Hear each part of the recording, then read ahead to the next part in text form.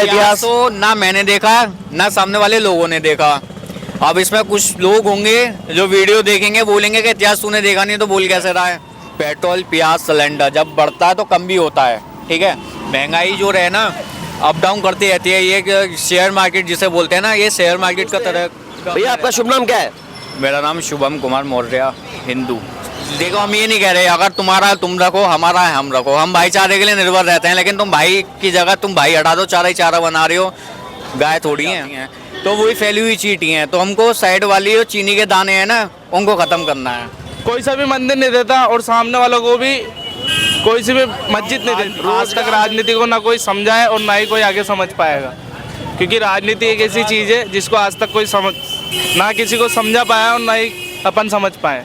Hello नमस्कार मित्रों, मेरा नाम है राकेश कुमार शर्मा और आप देख रहे हैं जनमंथन। मथुरा की इस पावन धरा के ऊपर, कृष्ण जी की इस पावन धरा के ऊपर क्या है माहौल राम मंदिर को लेकर और कैसा है राजनीति का माहौल।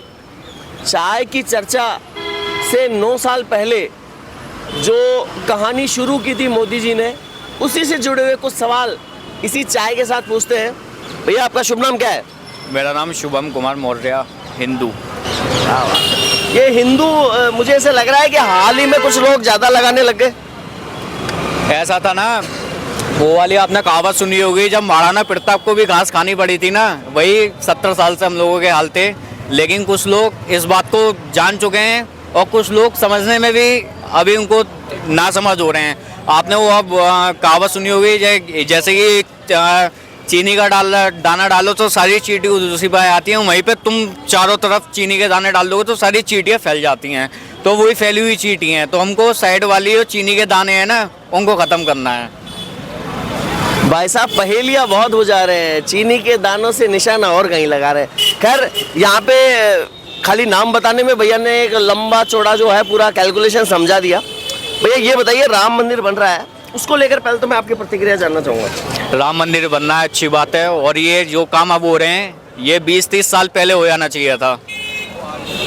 बस थोड़ी सी ढील रही है सामने वाले लोगों की। अब उस ढील को, एक पतंग होती है ना, पतंग को जब तक ढील हो गई उड़ती दूर चली जाएगी। तो वैसे यही हुआ है कि पतंग का धागा दूर रहा है और पतंग खींच नहीं पाई है।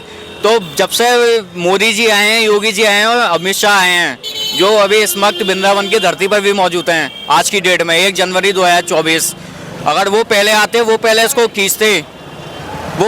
खींचते तो पतंग इतनी दूर नहीं जा पाती।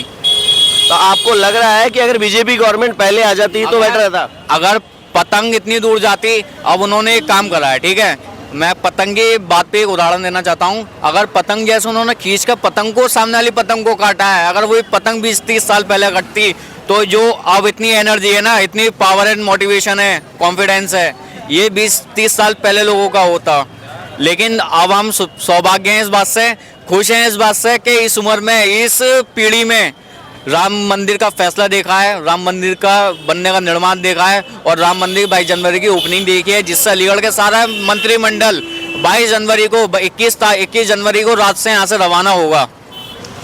अब एक सवाल मेरा आपसे ये भी है कि आप अपना घर बताया आपने, अलीगढ़ में बताया, और अलीगढ़ जो है वो अलीगढ़ मुस्लिम यूनिवर्सिटी के नाम से भी जो है काफ़ी फेमस है, तालों के लिए भी जाना जाता है।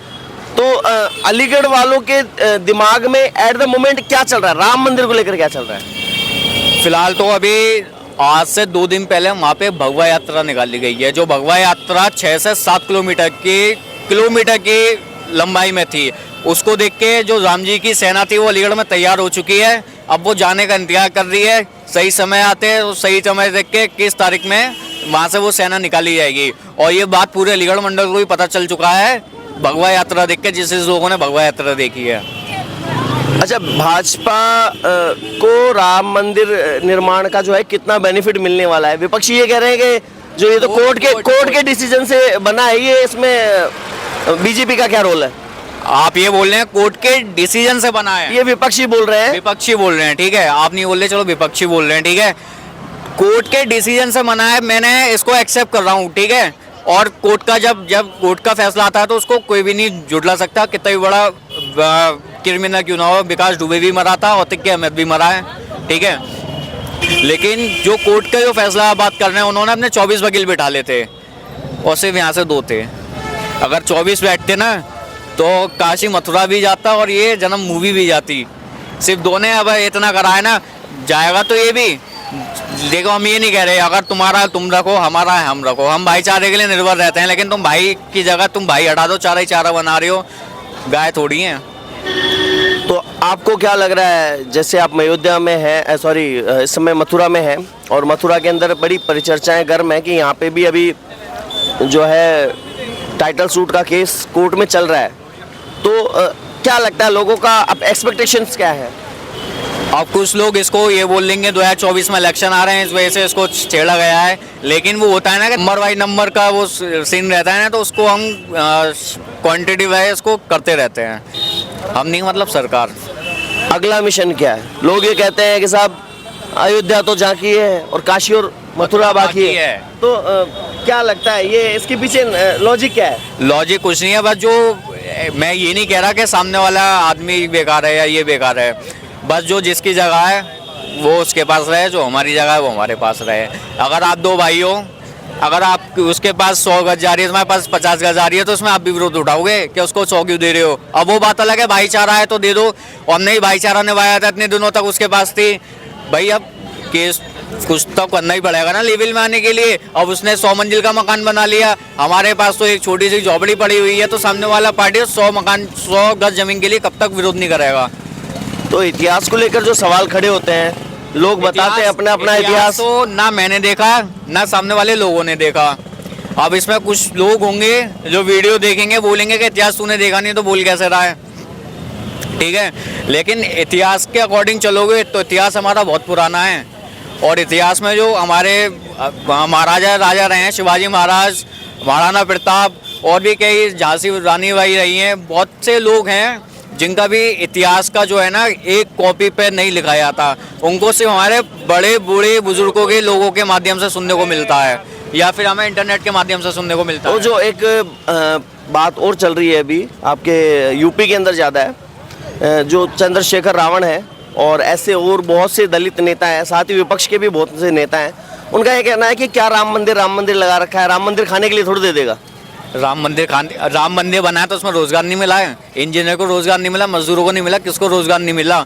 अब वहाँ से वहाँ तक यात्री जाएगा, रहेगा, खाएगा, पिएगा, वहाँ पे रोजगार नहीं मिला। मैं भी काम करता हूँ, मैं ज़्यादा पढ़ा लिखा नहीं हूँ, मैं भी काम करता हूँ, मेरी एक जगह से काम छूटता है, दूसरी जगह में नौकरी लगा लेता हूँ। अगर चाहता तो मैं इसी बात पर चर्चा करता।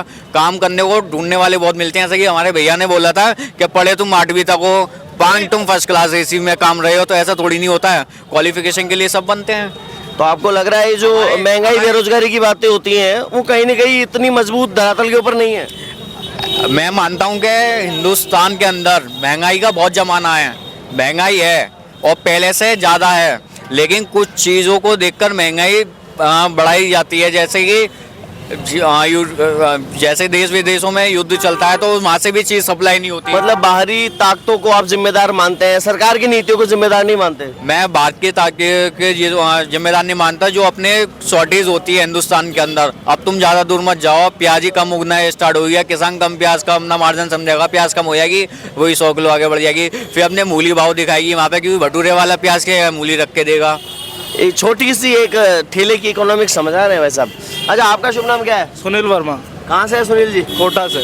कोटा से, राजस्थान से हैं जी आप? सर। भजन लाल जी को बना दिया मुख्यमंत्री? हाँ बिल्कुल सर। अच्छा, ये बताओ राम मंदिर को लेकर क्या माहौल है आपके वहाँ? राम मंदिर को लेकर सभी लोगों में उत्साह है काफ़ी, और उल्लास का विषय है। हम सब लोगों को इसके बारे में खुशी होनी चाहिए कि हमारे प्रभु श्री राम जी का इतना भव्य मंदिर पूरे भारत देश में, जिसमें सबको इतना इंतजार था, वो आज हम सबके बीच में बन रहा है। तो जैसे अभी वही सवाल जो मैंने इनसे किया था मैं आपसे भी कर रहा हूँ, कुछ लोग ये कहते हैं कि राम मंदिर खाने के लिए थोड़ी दे देगा।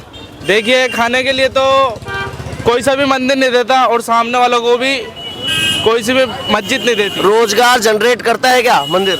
रोजगार बिल्कुल जनरेट करता है। अगर कोई किसी चीज़ का इतना भव्य निर्माण अपन करेंगे तो रोजगार डेफिनेटली मिलेगा अपन को।